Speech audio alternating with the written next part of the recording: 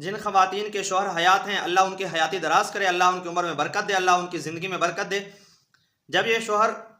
چلے جاتے ہیں، دنیا سے رخصت ہو جاتے ہیں، تب ایک خاتون کو شوہر کی قدر ہوتی ہے، اندازہ ہوتا ہے، شوہر کی اہمیت ہوتی ہے۔ اس مشکل گھڑی میں اپنا سگا باپ اور بھائی بھی ساتھ دینے کو تیار نہیں ہوتے، اور یہ معاشرے کی حقیقت ہے۔ جن کے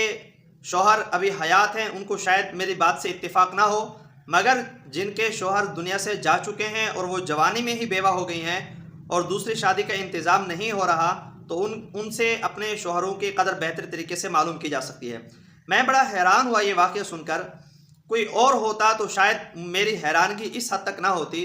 لیکن ایک عالم اور مفتی کی بیٹی کے شوہر یعنی مفتی صاحب کے داماد کا جب انتقال ہوتا ہے، تو مفتی صاحب کی بیٹی کی جوانی کی ابھی شروعات ہی تھی، 2 4 یا چند بچے تھے، تو اس کے بعد اس بیٹی نے تقریباً کوئی 20 سال کا عرصہ بیوگی میں گزارا۔ میرے لیے کہنا بہت آسان ہے، آپ کے لیے سننا بہت آسان ہے۔ جس پر 20 سال تنہائی میں جس نے کاٹے ہوں، اس سے ہی اس کی مشکل گھڑیاں معلوم کی جا سکتی ہیں، اس کے علاوہ کوئی نہیں بتا سکتا اور کوئی محسوس بھی نہیں کر سکتا۔ 20 سال بیوگی میں تنہائی میں زندگی گزارنے کے بعد جب اس نے شادی کرنے کا فیصلہ کیا تو اس کا عالم اور مفتی باپ اس سے ناراض ہو گیا۔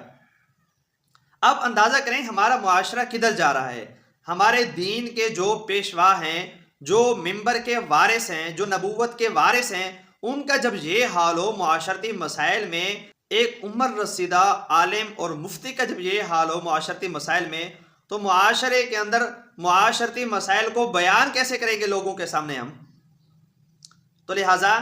میری التجا ہے کہ اگر کسی کی بیٹی اللہ نہ کرے جوانی کے اندر، یا چاہے عمر کچھ بڑھ بھی چکی ہو تب بھی اگر بیوہ ہو چکی ہے، تو اس کو خاوند کی شدید ضرورت ہوتی ہے۔ یہ وہ لڑکی یا خاتون خود ہی محسوس کر سکتی ہے،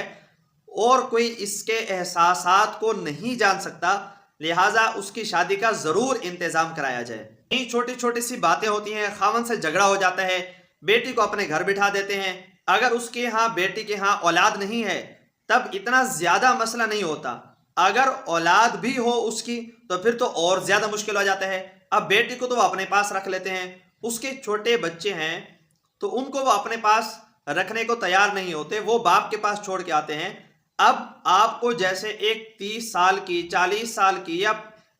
چلے 20 سال کی اپنی بیٹی سے اتنی پیار ہے، اتنی محبت ہے، آپ اس کی تکلیف برداشت نہیں کر سکتے، تو اگر آپ کی بیٹی کی اولاد ہے وہ آپ اپنے باپ کے پاس چھوڑ کے آئے، گو کہ اس کا باپ ہے، لیکن ماں کے دل میں تو اپنی اولاد کی جو شفقت ہے، اس اپنی بیٹی کو تو تم نے اپنی اس کی اولاد سے محروم کر دیا نا۔